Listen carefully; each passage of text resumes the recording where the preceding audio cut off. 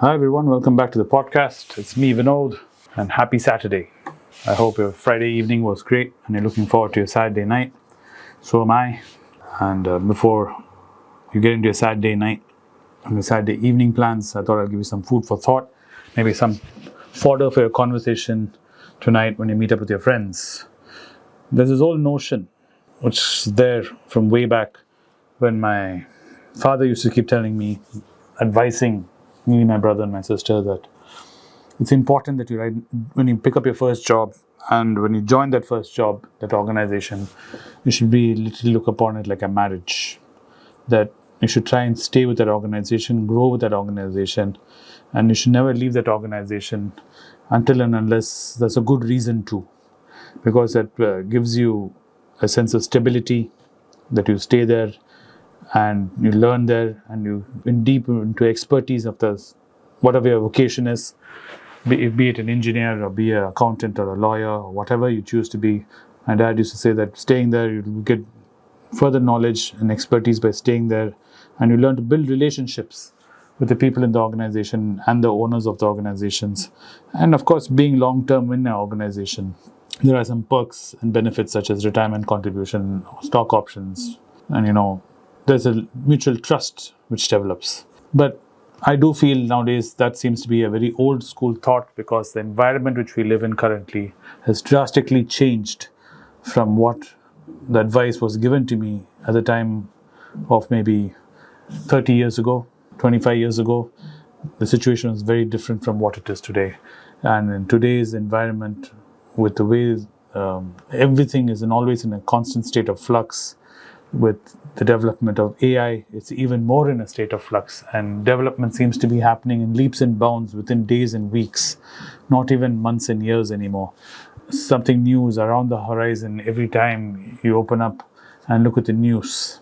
So if you're in a job situation, and let's say you're of my age or younger than me, and you've been in the same company for a long time, and I'm saying a long time, I mean for more than 5 years. I know that it's shocking when I say 5 years is a long time, especially for people from my generation. They'd be like, what are you saying? 5 years is a very short time. It was always looked upon that every 5 years you should change your job. Well, I think it is something controversial what I'm going to say, and it's something you should revisit. And your job and your company is not something like a marriage anymore. It is more like someone you meet over the water cooler. The relationships are not very deep. They're not very profound. And the current economy has proved anything but that most companies are willing to shake people off, even who are highly skilled and highly valued, because they need to lower costs. So they rather drop someone with a higher pay grade. That way they can retain maybe some people with lower pay grade, even if they're of lower quality in terms of deliverables, because of the simple reason of economy and scalings. So in that kind of environment, I think you should take the bull by the horns. And those of you who have been in a company for more than the last 2 years, 2.5 years, should be actively looking for another job. I'm not saying because you're going to be laid off. I'm going to say it's for a whole bunch of other reasons.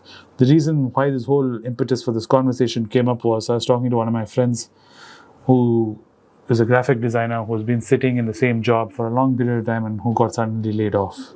And he was working for so long in such a set environment that now that he's out of a job and he's looking for a new job, and he picked up this temp job, and he's been finding it very difficult to cope, because the environment of the industry has changed so dramatically for a graphic designer that he's finding it very hard to wrap his head around how he has to go about doing his work and how he has to deliver it. And even the software, what he has to use now, has changed so dramatically, and he has to really look at it about learning it. And it's very hard when you have been set in a certain groove and you've been set in a certain way of doing things, and suddenly being uprooted from that and be putting in a new environment which is completely new to you, and you have to suddenly become very agile. It's very difficult. For a young plant, it is very easy to put up with even a big cyclone that hits, because you're very young. Even if your roots are not deep, they can bend and move. And even if you get blown off, Your roots are so shallow that you can land in a new location and try putting new roots down if you manage to land in an arable piece of land. While a banyan tree, on the other hand, though it might be big and strong, but when it gets knocked down, it finds it much harder, though it is done in nature. But this is done because of a set of reasons which I'm going to explain to you, which is why it's important for you to stay relevant, for you to stay agile, to you to be anti-fragile. You have to look at your career very differently from now on. That you cannot just look upon it as a place where your salary is the main reason why you're working where you're working. The main reason why you're working where you're working should be based on, for the reason, is it making sure you're growing professionally and personally. Your money should be very much secondary. Your salary should be secondary. Your primary motive of where you're working should be for the reasons of, one, skill diversification. Moving between jobs allows you as an individual to diversify your set of skills. You can gain experience in various industries, roles, and work cultures and become more versatile. And that is absolutely crucial and important for staying relevant. More than people who have deep knowledge in subject areas right now, people are looking for people who are more general managers, as they say. People who have a wide variety of experience in varied fields is more encouraged and looked upon as a benefit than someone who is very specialized and localized. Yes, there is going to be argument saying, no sir, what are you saying if you're very specialized like a surgeon? Yes, there are exceptions to all rules. I'm just talking about generally people like a graphic designer who I'm quoting as an example. I'm not talking about exceptions to the rules. There will always be experts needed for any specific work or any specific industry. I'm not talking about that. I'm talking about the rest of us, the remaining 80%. I was very candidly talking to someone today that to tell them that in most organizations, 20% of the force is doing the work for the remaining 80%. So I don't want you to be in that 80%. I want you to try and move into that 20%. The second reason why you should stay agile is, which you're going to be surprised, is if you want to improve your earning potential. I have a friend of mine who's in HR, and he told me that if you don't keep revisiting your job every two years or less, he says there's no way to make sure that you're earning what the market deems fit for that role. Because believe it or not, if you're in the same organization for a very lengthy period, your salary growth will be significantly much lower than if you are moving your roles frequently. That's just the way the economy is right now.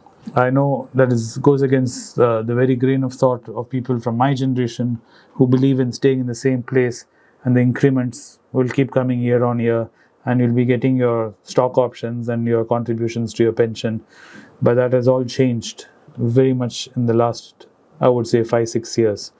The way you have to look at this is very different, and I strongly encourage you, even if your money is your motivation and your earning potential is the motivation, that you should think of moving your jobs around at least every 2 years. 3, yes, you do build relationships if you stay, like my father said, in the same organization for a length of period of time. But I would say what is more valuable nowadays than having deep relationships is having many relationships, having many touch points. Networking is what is critical, and by having frequent job changes, it creates a wider network for you. It has a potential to open doors and create more career opportunities in the future if you keep on pushing many more doors. It's like you don't know which door is open in a maze, so you have to try pushing multiple doors, trying to find out. You'll be much better served when you're able to try multiple doors than trying one door at a time. So this is the reason of networking. The most important, this is what's happened to my friend, is you avoid stagnation. When you stay in the same job for a very long period of time, it is very normal and it's very human to become complacent. You become complacent in your passion, in your drive, in your motivation to doing anything. You're just doing a job, you really don't care. It just gets monotonous and you're just pushing along until then suddenly there's a sudden shift in the headwinds and you're out of a job. And then you don't know what happened. You're like, I did everything right, I don't know why I'm out of a job. Trust me, I understand that. To avoid that stagnation and complacency, the best thing is you have to stay agile. You have to keep moving around. One of the things my coach keeps telling me when I'm doing my workout is the concept called muscle confusion. And muscle confusion is nothing but to avoid doing the same set of workouts over and over again after every week. He says, every couple of weeks, you must change out your workout routine. Even if you don't do different exercises, doing the first exercises last and doing the last exercises first itself creates muscle confusion. So the same thing applies to in your work. I'm not saying you have to immediately give up the industry you're in or the vocation you're in. I'm not saying if you're a graphic designer, immediately you have to become a marketing man. I'm not talking like that. I'm saying you just need to change up environment, the change of location, the change of job can invigorate you into upskilling yourself within your own industry. So you start realizing what AI tools are. You'll start realizing how it's being used in the softwares which you're using. You'll start growing and seeing what new designs are there in terms of the graphic designer. What designs are there? What is the growing trends now? What are people doing? What is the population, the market's looking at? So you stay relevant. If you stay in the same company doing the same old, churning out the same old designs over and over in garbage over and over again, suddenly you come out, you won't be able to keep in pace with anything because you're not aware of what's happening in the market. So this is important for the same reason which I started off with saying you stay adaptable, you stay resilient. You'll be able to handle any change that comes, and that is the most valuable trait in an ever-evolving, fluid market situation we are in. And in the high interest rate cycles we are in, which most people I know of has not witnessed, because even Anand has not witnessed it. We're talking about a very massive sea change in the world. And that sea change is not only for companies in terms of stock, in terms of loans, in terms of bonds.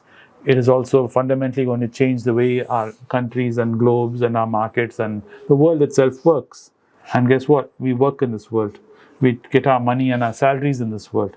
So your way you have to approach these things, the way you have been thinking about things have to dramatically change. And you have to start thinking not outside the box. You have to forget the box and think very differently. So this is the food for thought which I wanted to offer you. Something for you to latch on to. Something I want you to go with your friends and your colleagues who I'm sure, going to catch up with today evening and have this conversation with them saying, hey, I've been thinking, you don't have to quote me on this video. I'm not asking you to promote me. I just want you to say, hey, I've been thinking, do you think it's time we look at another job? Your friend might be thinking you're crazy because things are very good where you are right now and you guys have been there for a couple of years. You might say, why are you suddenly thinking of this? And bounce these ideas which I said to you and see what he says. It'll lead to a curious conversation. And I rather that you move from a position of weakness to a position of strength than being forced out like my friend was and being left out in the lurch. Anyway, I hope you found this podcast informative and entertaining as always. And do put your comments down below. I do read them. I know Venkatesh and some other people have been asking me to wear a white shirt. I don't know what the obsession with my shirt is, but I'll definitely first. I didn't even want to be in front of the camera for these podcasts, but I came in front of the camera. Then when I was sitting in front of the computer and reading from the computer and looking at my notes on the computer on the webcam, you guys said, no, sir, you should look at the camera and talk. You should be in a professional environment. So my guys set up this new studio, which now Anand is quietly hijacked, I must say, which I'm happy he has because I think he's looking much better in this environment. And now I've been told that my attire is not all right. So I feel like I'm pretty much like the old man, son and the donkey story I feel like I'm doing here, where each traveler wanders by and tells the old man advice and then old man starts listening to each advice. Finally, instead of the donkey being carried, the donkey carrying the load and the son, the old man and the son are carrying the donkey and walking down the road. I hope that's not what the point of this comments sections are, but I will definitely honor Venkateshan's desire of seeing me in a white shirt and fulfill his vision of me in white. I'll try and do that tomorrow. Thank you guys. Thanks for watching the podcast and do keep it coming and I'll see you in the next one soon. Bye.